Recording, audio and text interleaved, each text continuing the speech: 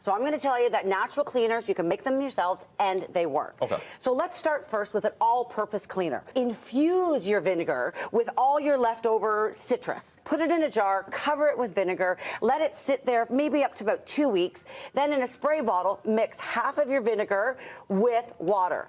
These are DIY dish tabs. All you're going to do is you're going to take a cup of baking soda, quarter cup of citric acid, and a tablespoon, no more, of dish soap. That is it. You mix that together. Then what you'll do is you'll put it into ice cube trays. You'll let it sit for about 6 hours, and when you pop them out of the ice cube tray, they're this hard, and they work amazing. Laundry detergent. So this recipe takes 24 cups of water. Then you're going to add a third cup of washing soda, a third cup of baking soda, and a little bit of essential oils, whatever you want. So you've got about 72 loads of laundry in here.